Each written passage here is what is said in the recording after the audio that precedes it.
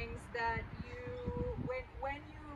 when and if you run into any little roadblocks along the way. And I want to also really encourage you, to think about what you need moving forward with this puppy. Puppy Day School is meant to be a foundation, skills, introduction to a lot of the things that you'll be working on moving forward. It is meant to be a socialization school. It is meant to be a let's get you on a good routine with your crate training. It is not meant to be a finishing school, meaning you've finished puppy school and you're good to go. You are just on the cusp of entering adolescence, and you are going to find, just like everything that you have heard and read about adolescent children, because I know you haven't been through that yet with yours, that you will see all kinds of ebbs and flows in learning. So you will see what happens, and this is every dog across the board, is not linear. Learning is never linear, even for humans. You will see times when this dog, who knew something perfectly, all of a sudden is like, I don't know how to do that. And I really like to encourage you to think about it not as defiance. This is what I hear all the time. This dog knows this behavior, they are choosing not to do it. That is rarely the case. Rarely. It is usually something that I go, where am I in my training space right now? Have I stopped reinforcing that because the dog did know it? Have I stopped reinforcing it and all of a sudden the dog's like, meh, I don't really care about that. I'm going to choose XYZ. Your world is opening up exponentially as you now are taking them out and about into more places. My rule of thumb is you work with the dog that you have on any given day, not the dog you had yesterday that knew how to do a down. Well, I'm just using that as an example. So if yesterday Murphy knew how to do a down on cue with no lures, and today or for 2 weeks straight the dog was like it never heard the word, we go back to the easy version. We don't get upset. Oops, I just bonked you in the face. We don't get upset and assume that they're being defiant. We go back and do the easy versions of stuff. Normally the dog will come out leaps and bounds of where they were in those couple weeks prior. So I also want you to think about making sure that you have a training plan moving forward. Maybe do a group class. Maybe do an intro to agility. Kids love that. It's super fun. You have a really excitable, athletic dog. That might be something that you look forward to just keep practicing your skills. Maybe meet with a trainer once every 6 weeks to just sort of keep you on track. Those are really good things to think about over the next year to year and a half as your dog goes through adolescence. So, that being said, we're going to quickly review. Alex, you want to come over and help me out here for a couple minutes? We're going to really just quickly go through some of the skills. We're going to work on name game a little bit. So I'm going to have you just say Murphy's name and see if he'll look towards you. Murphy, yes! Okay, so part of the reason we're doing this with somebody that Murphy has not worked with is so we can sort of see what happens when a new person starts working on a behavior that the dog is used to working with.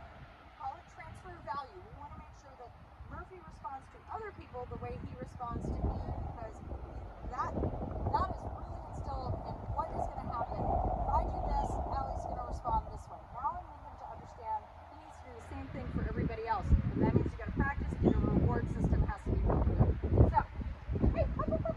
Yes. All right, go ahead and say his name. Murphy. Yes. Okay, I want you to also really watch what happens when she uses that marker word yes. The marker word yes signifies that you have done the exact thing I'm looking for. Yes, just turn your head towards me. So a lot of times when he's doing this, he hears his name, he's looking, he's trying to decide what to do.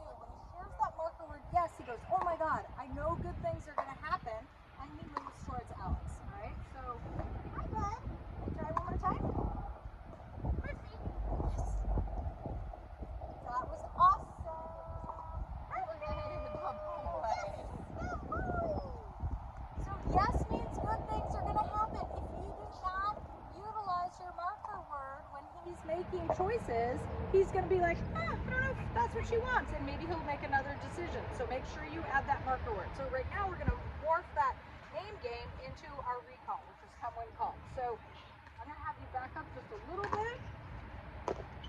So she's going to say his name. When he looks at her, she's going to say yes, and then she's going to add the word come. Okay? So whenever you're ready. Murphy, yes, come. Good, and then when he gets close enough, you're going to get out. So your rewards don't sit out in front of your body, but as the dog gets within a couple feet, sort of, I always think reaching distance, when the dog gets close enough, I'm going to reach out, I'm going to put my hand on their collar, and then I'm going to deliver the treats. Okay, so let's try it one more time. Murphy, yes, come.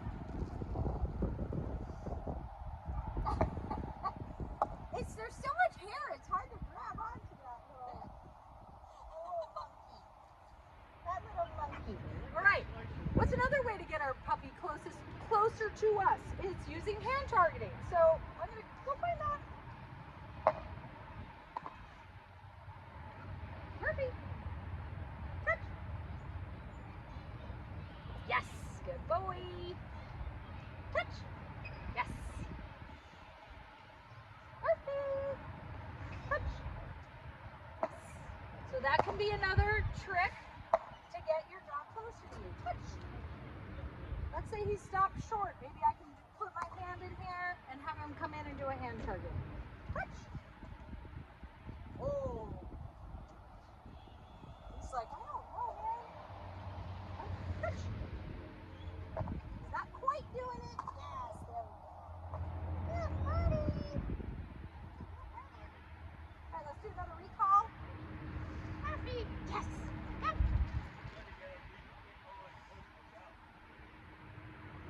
All right, good buddy. Good buddy. And then you know we've been working on sit, down. Who is the smartest puppy in Puppyland? Okay. You did it. That was so good. All right, we're gonna try something out here. Down. Okay, so I'm trying to get him to down without sitting first. Down. Yes. Okay, that was pretty good. I want to work towards what I call moving down. Okay. So meaning I'm moving and I cue him to down and he doesn't move towards me, he just hits the down. That's a really advanced skill, but I think we could work towards that. Down. It helps to have his mat when we practice this. Down. Yes. So it is very hard for the dog not to move towards me. I should have released him, used his release crate. But so I'm cueing down and then I'm continuing to move away. It is very hard for a dog to make the choice to lie down and not move towards me. He's kind of done that, so that's cool. There's another dog over there walking around. I'm going to call him back. Right back, so that's excellent. Good boy. All right, let's talk about the other skill that you've been having a little bit of. We're going to get your new harness, but the reward zone training. Let's quickly review what that looks like. My dog is at my left, sitting, toes are lined up with my toes. I have my leash and my extra handful of treats in my right hand, opposite of the dog, so that I can reach in, to my right hand. I can get that treat at my seat of my pants and come straight down. I reload. Reload. Yes. Every time he gives me eye contact, I'm going to use that marker word yes, and he gets the treat. And then I'm going to start adding some steps by just saying, let's go. Oh, my bad. Let's go.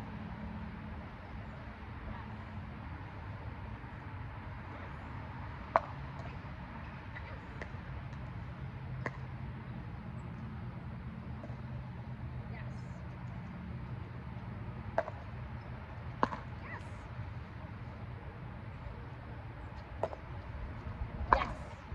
That was awesome. So every time he looks at me, I say yes, and he gets a treat kind of straight down my pant leg. That is so much better than he did last week when we were practicing out here. He was stopping, he was looking around, he was inching ahead.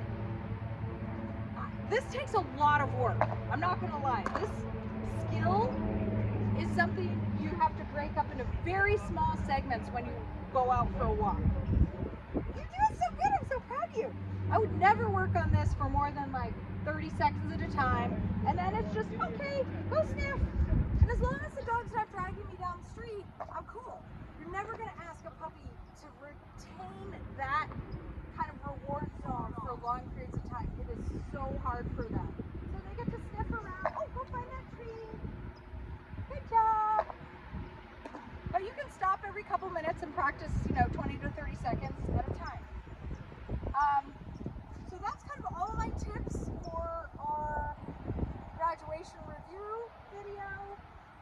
Please reach out.